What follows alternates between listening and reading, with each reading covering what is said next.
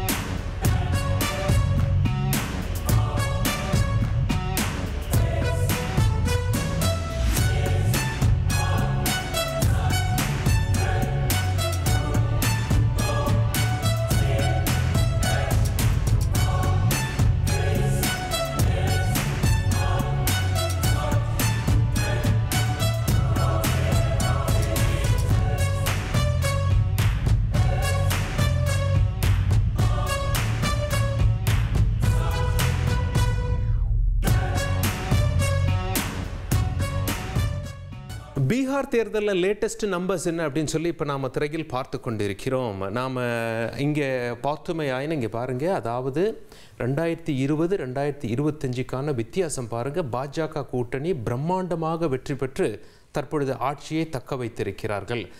India கூட்டணியினுடைய 76 சீட்டு இழப்பு பாஜக கூட்டணியின் லாபமாக அப்படியே மாறியிருப்பதை நாம் பார்க்க முடிகிறது.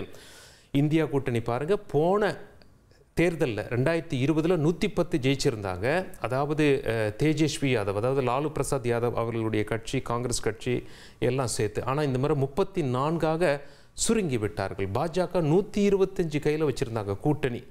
ஆனால் தற்போது 202 சீட்டாக உயர்ந்திருக்கிறார்கள். ஜன் சுராஜ் நாம் பார்க்க முடிகிறது. பிரசாந்த் கிஷோர் இந்தியாவில் உள்ள மிக முக்கிய தலைவர்களுக்கு தேர்தல் வியூகம் வகுத்து கொடுத்து கிங் மேக்கர் என்ற அந்தஸ்துக்கு உயர்ந்தவர். தானே அரசியல் கட்சியை ஆரம்பித்து நிற்கும் பொழுது 0 என்ற எண்ணிக்கையில் இருக்கிறார். ஒன்றுமே செய்ய முடியாத பரிதாபமான நிலையில் பிரசாந்த் கிஷோர் இருக்கிறார். நிதிஷ்குமாருக்கு அவர் சவால் விட்டிருந்தார். 25 சீட்டுக்கு மேலே நிதிஷ்குமார் வாங்கிட்டா நான் அரசியலை விட்டு வெளியேறிடுறேன் அப்படின்னு சொல்லி சொன்னார். நிதிஷ்குமார் அதையும் தாண்டி அபாரமான எண்ணிக்கையில் சென்று கொண்டிருக்கும் காரணத்தினால் அரசியலை விட்டு வெளியேறுவாரா பிரசாந்த் கிஷோர்? அவர் சொன்னபடியே செய்து விடுவாரா என்ற கேள்வியும் எழுந்திருக்கிறது. சரி, ஒன்று நாம் பாஜக கூட்டணி என்று பார்த்து வருகிறோம். அதாவது 202 அப்படின்னு சொல்லி பார்த்து வருகிறோம். இங்கே பாருங்கள், இது கடந்த தேர்தலோடு ஒப்பிட்டு பார்க்கையில் இண்டிவிஜுவலாக அந்தந்த கட்சிகள் எவ்வளவு இழந்திருக்காங்க என்று நமக்கு தெரிகிறது. காங்கிரஸ் கட்சி பாருங்கள் 19 வெற்றி பெற்றிருந்தார்கள். இந்த முறை 15 கையை விட்டு போச்சு. 4 தான் லீடிங்கில் இருக்காங்க. அதே ஆர்ஜேடி லாலு பிரசாத் யாதவ் அவர்களுடைய கட்சி, அவருடைய மகன் இந்த கட்சியை முன்னெடுத்து செல்கிறார். தேஜஸ்வி யாதவ் அவர் பாருங்கள் 75 சென்ற முறை ஜெயிச்சிருந்தார். 49 கையை விட்டு போய்விட்டது. தற்பொழுது வெறும் 26. சிபிஐ 11 ஜெயிச்சிருந்தாங்க, 9 கையை விட்டு போச்சு. தற்பொழுது எண்ணிக்கை 2, மற்றவை 1. எனவே இவர்கள் ஆட்சி அமைக்கும் சாத்தியம் கிடையாது. இது இந்தியா கூட்டணிக்கான பெரும் பின்னடைவு. அடுத்து நாம் பாஜக கூட்டணியின் நிலை என்னவென்று பார்ப்போம். இங்கே பாருங்கள், சென்ற தேர்தலில் பாஜக கூட்டணி 74 ஜெயிச்சிருந்தாங்க. ஆனால் இப்போ 92 லீடிங் 18 கூடுதலாக வாங்கியிருக்காங்க. அதே நிதிஷ்குமாரோட கட்சி பாருங்கள் அபாரமாக இன்க்ரீஸ் ஆகியிருக்காங்க. அதாவது சென்ற தேர்தலில் 43 சீட்டு தான் வெற்றி பெற்றிருந்தாங்க. இந்த முறை 39 கூடுதலாக 89 தொகுதிகளில் லீடிங்கில் இருக்காங்க. அதே போல் எல்ஜேபி என்ற கட்சி போன முறை எதுவும் கிடையாது. இந்த முறை 19 தொகுதியில் அவங்க லீடிங்கில் இருக்காங்க, மற்றவை 9. அதனால் இந்த கூட்டணி 200ஐ கிராஸ் பண்ணிட்டாங்க. அங்கே மொத்தம் 243 சீட்டு, பாதிக்கும் ஒன்று மேலே 122 கையில் வைத்திருந்தாலே ஆட்சி அமைக்கலாம் என்ற நிலை 202ஐ தாண்டி சென்று கொண்டிருக்கிறது பாஜக கூட்டணியின் எண்ணிக்கை. இங்கே 2 பேருமே 101 சீட்டு தான் போட்டி போட்டிருக்காங்க. பாஜக 101 இடத்துல போட்டி போட்டிருக்காங்க, ஜேடியு 101 இடத்துல போட்டி போட்டிருக்காங்க. ஆனால் அந்த 101ல் 92 இடத்துல பாஜக முன்னிலை, ஜேடியு 82 இடத்தில் முன்னிலை. நிதிஷ்குமாரை விட பாஜக பெட்டராக பர்ஃபார்ம் பண்ணியிருக்காங்க. 10 சீட்டை கூடுதலாக கையில் வைத்திருக்கிறார்கள். அதனால் அவர்களுக்குள் ஒரு முரண்பாடு. முதலமைச்சர் வேட்பாளர் யார் என்று முதலமைச்சர் வேட்பாளர் அறிவிக்காம தான் தேர்தலை சந்திச்சாங்க. ஆனால் எனினும் முதலமைச்சர் யார் என்ற கேள்வி எழுகிறது. நிதிஷ்குமார் கட்சியினர் ஜேடியு என்ன செஞ்சிட்டாங்க, நிதிஷ்குமார் தான் முதலமைச்சராக இருந்தார், முதலமைச்சராக தொடர்வார்னு ட்வீட் போட்டாங்க. ஆனால் அந்த ட்வீட்டு கூட சர்ச்சை இல்லை, அதை டெலிட் செஞ்சுட்டாங்க, நீக்கிட்டாங்க. அப்போ என்னாச்சு? எதனால் நீக்கினார்கள்? முதலமைச்சர் யார் என்ற கேள்வியா? ஏற்கனவே முதலமைச்சர் வேட்பாளரை அறிவிக்காமல் தான் களத்தில் தேர்தலை சந்தித்தது பாஜக கூட்டணி. தற்பொழுது பாஜகவை சேர்ந்து வருவது முதலமைச்சராக முன்னிறுத்தப்படுவாரா என்ற கேள்வி எழுந்துள்ளது. நிதிஷ்குமாருக்கு வெற்றி பெற்றும் முதலமைச்சர் நாற்காலி தொலைவில் இருக்கிறதா என்றும் பேசப்பட்டது. பாஜக என்ன சொல்லிட்டாங்கன்னா, நிதிஷ்குமாரை முன்னிலைப்படுத்தி தான் நாங்கள் தேர்தலை சந்தித்தோம், முன்னிலைப்படுத்துறது முதலமைச்சராக நிற்க வைப்பது ஆகாது, முன்னிலைப்படுத்துவது வேறு, முதலமைச்சர் என்பது வேறு, முதலமைச்சர் யார் என்பதை நாங்கள் முடிவெடுப்போம், அது யார் வேணாலும் இருக்கிறான் அப்படிங்கிற ஆங்கிளில் பத்திரிகையாளர்கிட்ட சொல்லியிருக்காங்க. எனவே நிதிஷ்குமார் கட்சியினர் இதை எப்படி பார்ப்பார்கள்? ஒருவேளை முதலமைச்சர் பதவி கிடைக்கல அப்படின்னா துணை முதலமைச்சர் பதவியை ஒப்புக்கொள்வார்களா? போன வருஷம் என்னாச்சு? மகாராஷ்டிரா தேர்தலில் ஏக்நாத் ஷிண்டேவோடு பாஜக பயணிச்சாங்க. சிவசேனாவுடைய இன்னொரு ஃபேக்ஷன். ஏக்நாத் ஷிண்டே முதலமைச்சராக இருந்தார், தேர்தலை சந்தித்தார். தேர்தலுக்கு பின்னாடி பாஜக அதிக சீட்டில் ஜெயிச்சாங்க, கூட்டணி கட்சி ஏக்நாத் ஷிண்டே குறைவான சீட்டில் ஜெயிச்சார். அவருக்கு முதலமைச்சர் பதவி கிடைக்கவில்லை, துணை முதலமைச்சர் பதவியை ஏற்றுக்கொண்டார். தேவேந்திர ஃபட்னவிஸ் முதலமைச்சரானார். மகாராஷ்டிரா ஃபார்முலா பீகார்ல அப்ளிகபிள் ஆகுமா? நிதிஷ்குமார் சமரசமாவாரா? அந்த பதவி போதும் என்று அவர் ஒப்புக்கொள்வாரா? ஒருவேளை அப்படி இல்லைன்னா கொடுத்தா முதலமைச்சர் கொடுங்க, இல்லை கூட்டணியை விட்டு போறேன்னு சொன்னா அப்போ என்ன ஆகும்? ஒன்றும் ஆகாது. பீகாரில் பொறுத்தவரை 122 மார்ஜின் பாஜக கூட்டணி நிதிஷ்குமார் இல்லாமலேயே கிராஸ் செய்யும் நிலைமை ஏற்பட்டுள்ளது. எனவே நிதிஷ்குமாருடைய ஹெல்ப் பீகாரில் ஆட்சி அமைக்க தேவைப்படாது. நீங்கள் இன்னொரு கேள்வி கேட்கலாம், மத்தியில் நிதிஷ்குமார் தானே பாஜக கூட்டணியில் 3வது பெரிய கட்சியாக இருக்காரு, பாஜக 240 கையில் வச்சிருக்காங்க, சந்திரபாபு நாயுடு 16 கொடுத்துருக்காரு, நிதிஷ்குமார் 12 கொடுத்துருக்காரு, 272 இருந்தால் தானே ஆட்சி அமைக்க முடியும் அப்படின்னு சொல்லி அங்கே ஒட்டுமொத்தமாக பாஜக கூட்டணின்னு பார்க்கும்போது 293, நிதிஷ்குமாருடைய 12 பேர் வாபஸை திரும்ப பெற்றாலும் 281, 272 இருந்தாலே போதும், 281 வச்சு ஆட்சி செஞ்சுட்டு போகலாம். அதனால் பீகாரில் ஆட்சி அமைப்பதற்கும் மத்தியில் ஆட்சியில் தக்க வைப்பதற்கும் பாஜகவுக்கு நிதிஷ்குமார் தேவையில்லை என்ற நிலை தற்பொழுது வரை இருந்து கொண்டிருக்கிறது. நாம் 5 மணி நிலவரப்படி பேசிக்கொண்டிருக்கிறோம். ஓரளவு ரிசல்ட் தெளிவாகி இருக்கிறது. முதல்ல நிதிஷ்குமார் ஆட்சியை எப்படி தக்க வைத்தார் என்பதை பார்ப்பதற்கு முன்பாக அங்கே வெற்றி கொண்டாட்டங்கள் அதாவது பாஜக கூட்டணியில் பீகாரில் எப்படி இருக்கிறது என்ற காட்சிகளை பார்த்து விடுவோம்.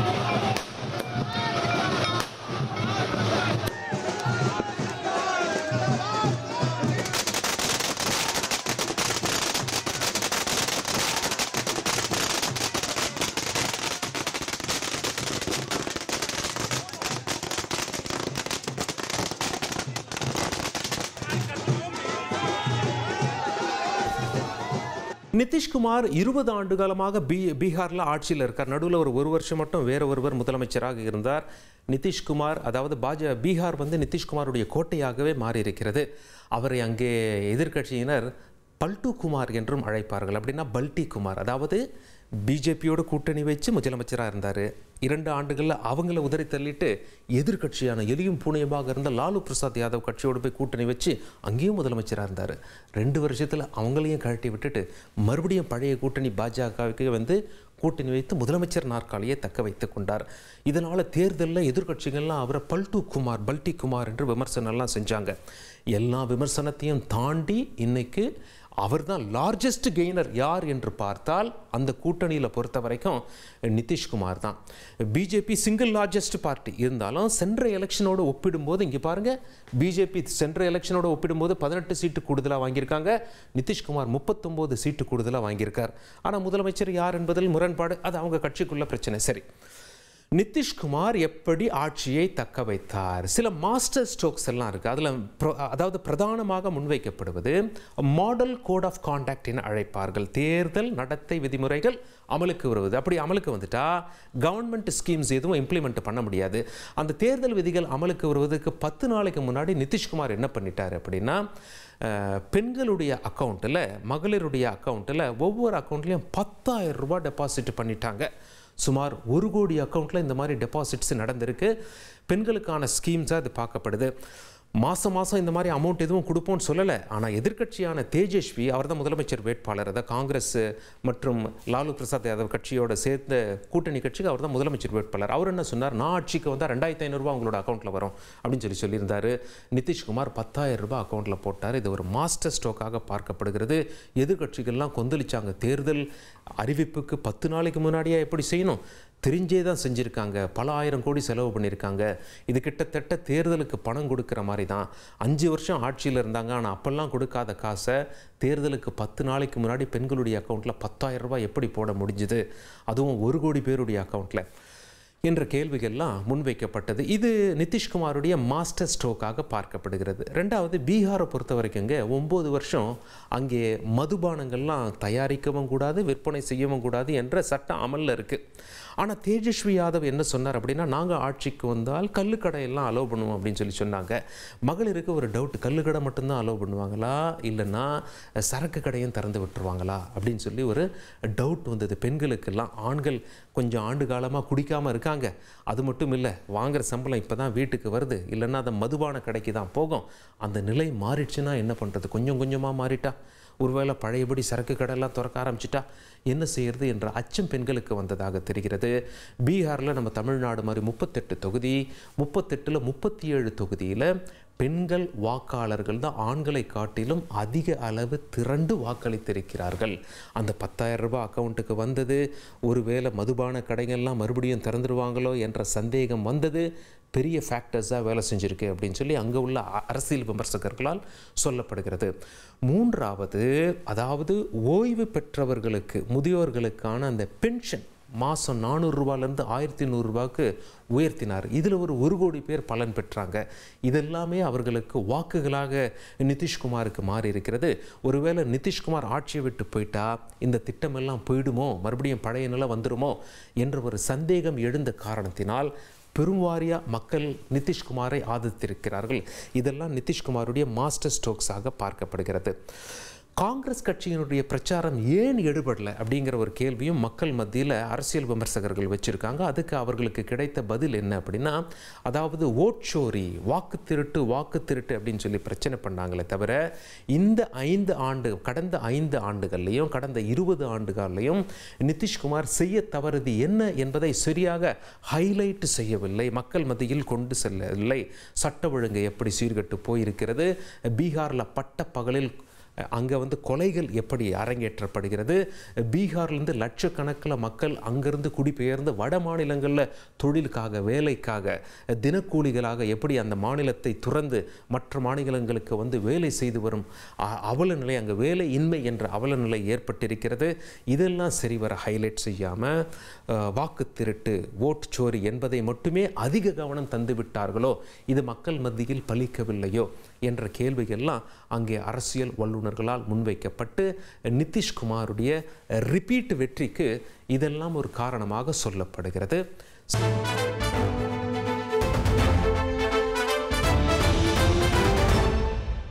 ரொட்டேரியன் கே ஸ்ரீனிவாசன் அவர்கள் ரூபாய் 7 லட்சம் மதிப்பிலான கணினிகளை ஈரோடு சிஇஓ திருமதி முனைவர் மான்விழி அவர்களிடம் வழங்கி சிறப்பிக்கிறார்.